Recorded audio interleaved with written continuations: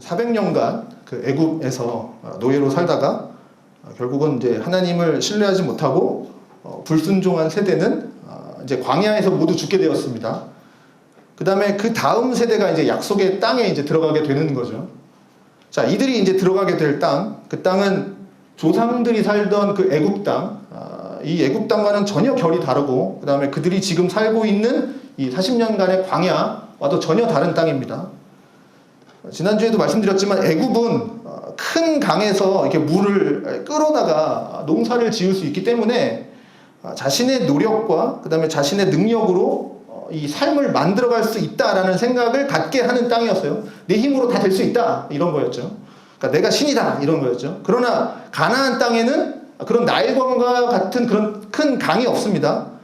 그러니까 풍족하게 살아가기 위해서는 때에 따라 맞게 하늘에서 내리는 비가 필요했습니다. 그러므로 가나안 땅에서 살아가기 위해서는 자연스럽게 하늘을 바라봐야 돼요. 그래서 이 땅을 신명기 8장에서도 뭐라고 말씀을 하냐면, 내 하나님 여호와께서 너를 아름다운 땅에 이르게 하시리니 그곳은 골짜기든지 산이든지 시내와 분천과 샘이 흐르고 밀과 보리의 소산지요 포도와 무화과와 석류와 감람나무와 꿀의 소산지라.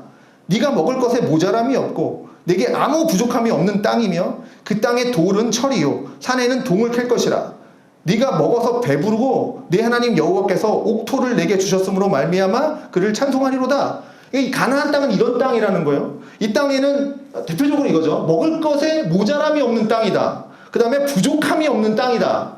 그러니까 이렇게 말씀하고 있으니 이제 가나안 땅을 눈앞에 두고 있는 이 출애굽 2세대 굉장한 기대감이 있겠죠.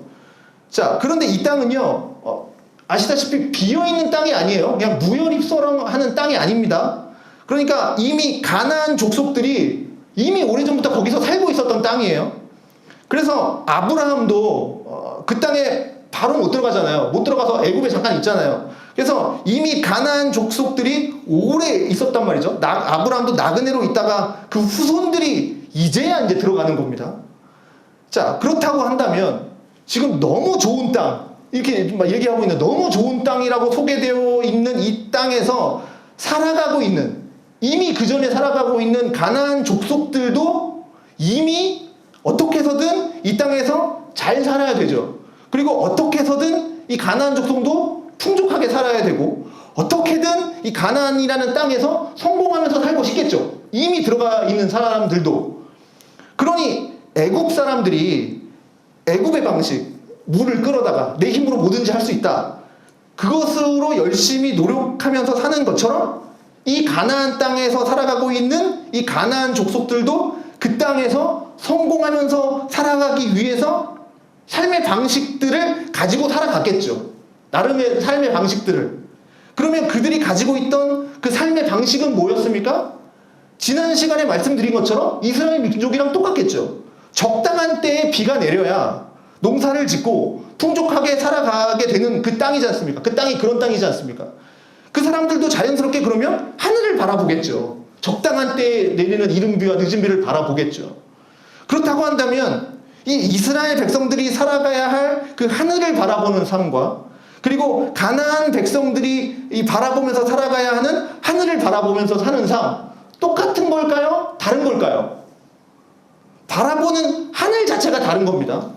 그러니까 이 가나안 족속들은 이 바알을 하늘로 여기면서 살았던 거죠. 그러니까 바알은 어떤 신이냐면 가나안의 폭풍의 신이고요. 비를 가져오는 신입니다. 이 바알이라는 신이. 그래서 농작물 또는 뭐 동물 그리고 사람의 번식 이런 것들이 다 바알을 통해서 그렇게 나타나야 된다고 생각하면서 섬겼던 게 바알 신이에요. 그 가나안의 민족들이 섬겼던 신입니다. 또 있죠. 아세라도 있습니다. 아세라는 풍요와 다산, 전쟁의 여신입니다. 이 아세라는 모든 신들의 또 어머니라고 또 알려져 있어요. 그러니 바알, 남자의 신, 아세라, 여자의 신, 그러니까 이들을 함께 섬기면서 이 가나안 족속들이 그 땅에 비가 내리고 풍성하게 농사짓고 배부르게 살 수 있도록 그들이 살아가던 삶의 방식, 하늘을 바라보는 삶이었습니다. 가나안 사람들은 그래서 바알과 아세라를 바라보면서 사는 거예요. 그래서 그 사람한테 절하고 재물 바치고 비 내려주십시오 하는 거예요. 이미 이스라엘 백성들은 이미 애굽 전에 그 광야 생활할 때 어떻게 해요? 바알 그리고 아세라 가나안 땅에 들어오기 이전에 이미 광야에서 유혹받았죠.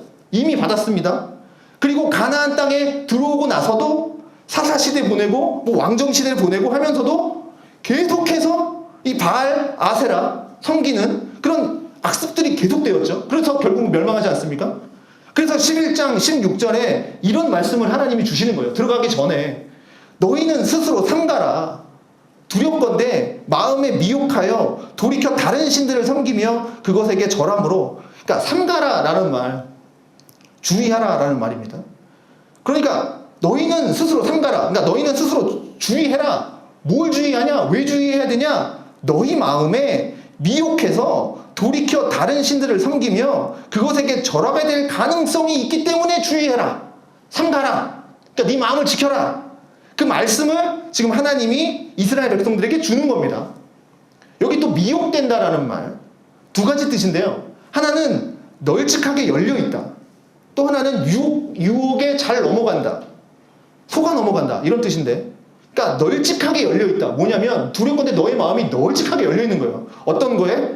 이스라엘 백성들의 마음이 이방신들 사람들이 섬기고 있는, 살아가고 있는 그들의 삶의 방식, 그들이 바라보는 하늘, 그것에 마음을 활짝 열어서 언제든지 그 이방신들에게 섬기는 그 마음이 들어올 수 있을 가능성이 있다. 미혹됐다. 또 속아 넘어간다 라는 말로 해석하면 이스라엘 백성들의 마음이 이방 사람들의 생활 방식에 속아 넘어가서 미혹되어서 그래서 그것들을 섬기고 그것들에게 절을 할까 조심하라 이거라는 거죠. 그러니 그것을 조심해라. 특별하게 여기에서 지금 명령하고 있는 겁니다. 니네들이 이제 앞으로 가나안 땅에 들어갈 건데 이것들을 조심해라. 그러니 이걸 보면 이스라엘 백성들이 지금 어떤 사람들인지 그리고 또 우리 자신들은 또 어떤 사람들인지 이거를 하나님의 명령을 보면서 우리가 또 잘 배우게 되는데요. 그러니까 우리는 하나님의 말씀을 듣고 하나님의 은혜로 그 땅에 들어가는 거잖아요. 하나님의 말씀을 잘 듣고 그 은혜로. 그래서 하나님이 어떤 은혜를 펼쳐주십니까? 요단강을 가르시죠. 그 다음에 여리고를 무너뜨리시죠. 이게 다 하나님의 은혜 아닙니까? 이스라엘 백성들이 잘해서 무너뜨린 건가요? 아니죠. 가나안 땅의 성이 하나씩 점령하여 갈 때마다 이스라엘 백성들이 무엇을 생각해야 됩니까? 아, 지금 이 가나안 점령은 내 힘으로 하는 게 아니구나. 하나님의 말씀을 듣고 그 말씀을 믿음으로 나아갔더니 이 성을 하나씩 점령해 나가는구나.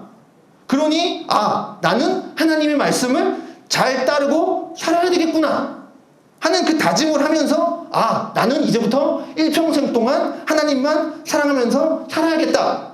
그 다짐을 하면서 살아가야 하지만 그런데 이 다짐을 했어요. 그런데 정작 현실 속에 들어가요. 그러면 그 땅의 방식이 이 가나안 땅의 방식이 나의 삶에 나의 마음에 막 영향을 미쳐요. 그래서 그 땅의 방식을 따르면서 살아갈 수밖에 없는 모습이 이스라엘 백성들의 모습이고 오늘날 우리의 모습이라는 거죠. 그래서 우리의 마음이 자꾸 세상의 그 사고방식, 생활방식 그런 거에 활짝 열려있지는 않은지 그리고 그 사람들의 모습 보면서 속아 넘어가는 거죠. 나도 저렇게 살아야 성공할 수 있지 않을까?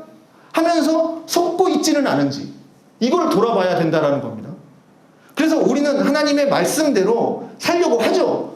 여러분 나는 하나님의 말씀대로 안 살 거야 그런 마음 있으신 분 아무도 없잖아요. 살려고 하지만 그런데 내가 세상 속에서 살아보니까 옆에 있는 사람들의 모습을 보니까 나보다 더 잘 사는 것 같아.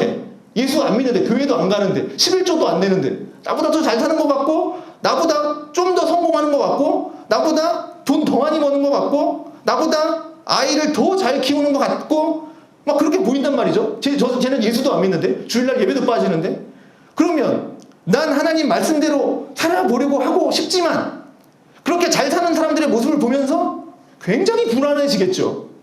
내가 이렇게 사는 게 맞는가? 나도 저 사람들처럼 나도 저렇게 해야 되는 거 아닌가? 우리 자식들을 저 사람들처럼 이렇게 해야 되는 거 아닌가? 이런 생각들이 막 들어오는 거죠. 그러면서 나도 모르게 그 사람들의 삶의 방식을 따라가게 되는 거죠. 우리가 하나님을 믿는 믿음을 저버리는 게 아니에요. 저버린 적 없잖아요. 그러나 하나님을 바라보는 믿음도 한 군데 있지만 이 세상에서 사람들이 살아가는 그 삶의 방식과 사고 방식을 따라하면서 살고 싶은 거. 그게 우리들의 모습이에요. 이 두 개가 있는 거예요. 그게 이스라엘 백성들이 역사 속에서 보여준 모습입니다. 이스라엘 백성들 하나님 버린 적 없어요. 하나님도 섬기고 여호와도 섬기고 바알도 섬겼다라는 거죠. 이들이 하나님 버린 적 없어요. 자, 가나안 사람들 보니까 나보다 더 잘 살아요. 저 사람들은 이렇게 심는 것마다 막 벼를 농사하는데 너무 잘 자라. 나는 안 자라는데. 그들 옆에는 누가 있었어요? 바알이 있는 거예요. 아세라가 있는 거예요. 그러니 여호와도 섬기고 아세라도 섬기고 바알도 섬기고 하니까 너무 좋은 거죠. 그렇게 될 가능성이 있다라는 거예요. 그래서 얘기하는 거죠. 스스로 조심해라. 지금 그걸 말씀하고 있는 겁니다. 처음에 가진 마음처럼, 처음 마음처럼 저 이방 사람들이 내가 어떻게 살든지 간에 나는 하나님만 섬기면서 살겠다. 이렇게 하면 되겠지만 왜 그렇게 못할까? 현실에 타협하는 겁니다. 현실에. 그리고 마음에 욕심이 생기는 겁니다. 더 잘 살아보고 싶은 거예요. 지금보다 더 잘 살고 싶은 거예요. 더 풍요롭게 살고 싶은 거예요. 지금도 좋지만 아니면 뭐 지금 좀 못했지만 더 잘 살고 싶은 거죠. 하나님이 주시는 은혜보다 더 잘 살고 싶은 거예요. 그 욕심이 마음에 이제 들어오는 겁니다. 그래서 오늘 주시는 명령이 너희는 스스로 삼가라. 마음이 미혹될까봐. 그 마음을 잘 지키라는 뜻입니다. 그래서 해야 되는 게 이거라는 겁니다. 13절 보십시오. 내가 오늘 너희에게 명하는 내 명령을 너희가 만일 청종하고 너희의 하나님 여호와를 사랑하여 마음을 다하고 뜻을 다하여 섬기면, 그래서 이게 필요한 거예요. 여호와의 말씀을 청종하고 사랑하여 섬기는 거. 자, 청종한다. 뭡니까? 이르는 대로 잘 듣고 따르는 겁니다. 순종의 의미가 담겨 있는 거죠. 그러니까 무엇을 청종하라고 얘기하고 있습니까? 내가 오늘 너희에게 명령하는 내 명령, 하나님이 주시는 모든 명령에 순종해라, 청종해라, 듣고 순종해라, 그겁니다. 그러면 하나님의 말씀을 듣고 순종하면 하죠. 그런데 순종하려면 무엇이 필요합니까? 순종하려면 그 말씀을 듣고 순종하면 하나님을 사랑하는 게 필수라는 거죠. 사랑하지 않는데 어떻게 그 음성이 들릴 것이고, 사랑하지 않는데 그 들은 말씀대로 살아갈 수가 있겠습니까? 하나님을 사랑하지 않는다면 하나님의 말씀을 내가 들어도 집중해서 듣지 않고 건성으로 듣겠죠. 사랑하지 않으니까. 그래서 하나님이 원하는 바를 행하고자 하는 마음이 추워도 없는 상태로 듣게 될 겁니다. 순종할 수조차 없는 거죠. 그러니 당연히 이 전제 조건, 청종하기 위해서 하나님을 사랑해야 되는 거죠. 그렇게 하나님을 사랑하게 되면, 그러면 나의 마음과 뜻, 나의 영혼을 다해서 하나님을 섬기는 거죠. 너무 당연한 말씀이죠. 너무 당연한 말씀이죠. 성경에서 수없이 반복하는 말씀이죠.